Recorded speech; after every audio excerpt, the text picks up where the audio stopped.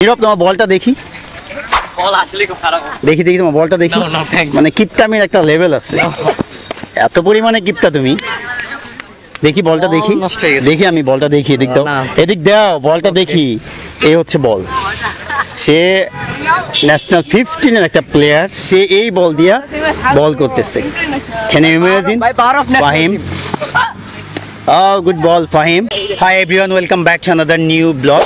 আজকের ব্লগটা একটু ডিফারেন্ট এজ লেভেলের খুদে ক্রিকেটাররা টার্ফ উইকেটে ব্যাটিং করতেছে। আজকের ব্লগে আপনাদের সাথে শেয়ার করব ময়মনসিংহের ক্রিকেট একাডেমি অফ ময়মনসিংহের খুদে ক্রিকেটাররা টার্ফে কেমন ব্যাটিং করতেছে এবং কারা কারা প্র্যাকটিস চালিয়ে যাচ্ছে এই ব্লগে সেটাই শেয়ার করব। চলেন তাহলে শুরু করা যাক আজকের ব্লগটি। Let's go.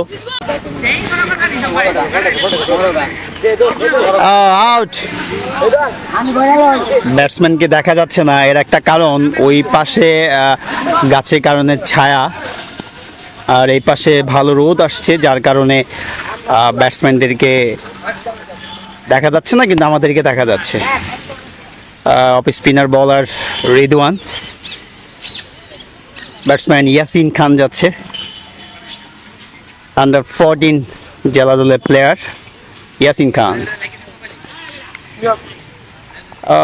বাংলাদেশ অনূর্ধ্ব 15 জাতীয় দলের প্লেয়ার নীরব একটা ধ্বজা ভাঙ্গা বল দিয়ে বোলিং করতেছে। মানে কিপটামির একটা লেভেল আছে, কিন্তু সে কিপটামির লেভেল ছাড়িয়ে চলে গেছে। নীরব তোমার বলটা দেখি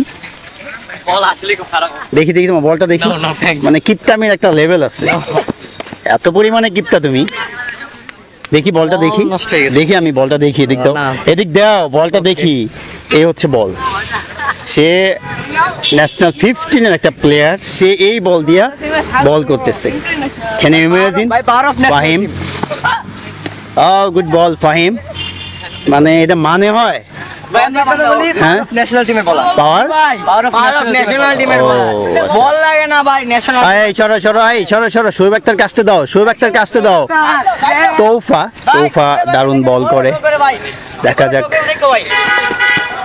no ball left arm spinner Nirob ball change করেছে আমাদের কথার কারণে।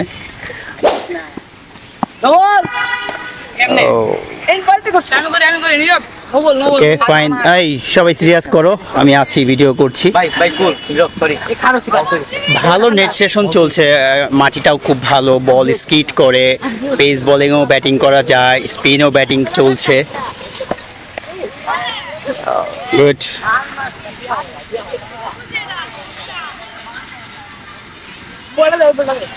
কে করবে এবার, কে এবার কার? এই আসতে দাও, তোমার বন্ধু না?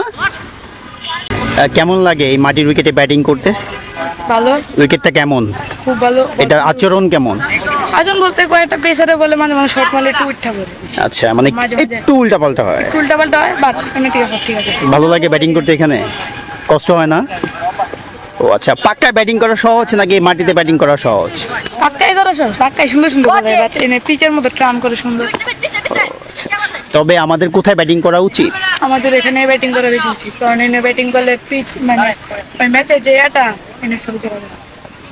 এই হচ্ছে ইয়াসিন খান, ময়মনসিংহ অনূর্ধ্ব 14 জেলা দলের প্লেয়ার, ক্রিকেট একাডেমি অফ ময়মনসিংহের উদীয়মান cricketer.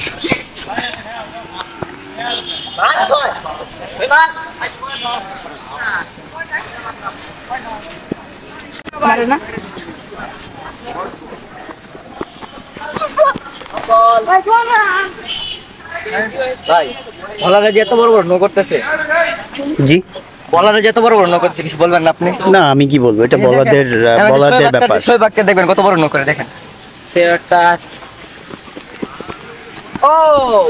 O good bowling. Cricket academy of ময়মনসিংহে আপাতত 2টা কনক্রিট আছে, সেই সাথে 2টা টার্ফ উইকেট আছে।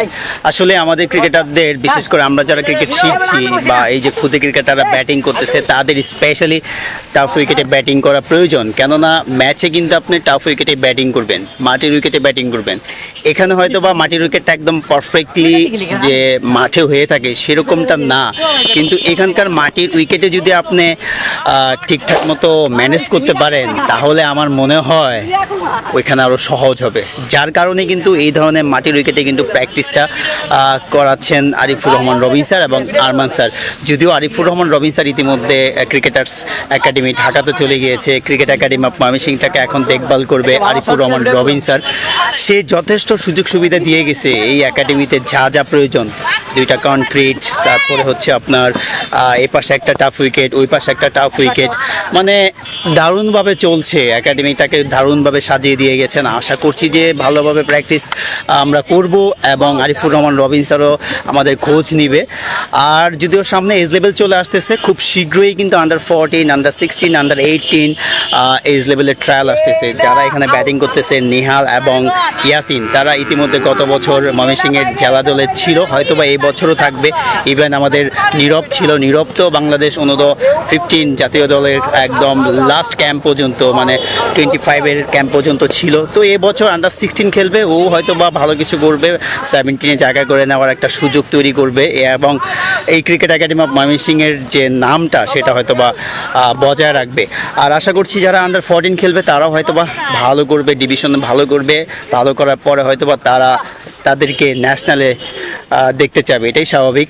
এজ লেভেলের মূল লক্ষ্য হওয়া উচিত যে আমি ছোট ছোট যে ন্যাশনাল লেভেলগুলো আছে, যেমন আন্ডার 14 খেললে আন্ডার 15, যেমন আন্ডার 16 খেললে আন্ডার 17, আন্ডার 18 খেললে আন্ডার 19, এইসব ন্যাশনালগুলোতে নিজের জায়গা করে নেওয়া।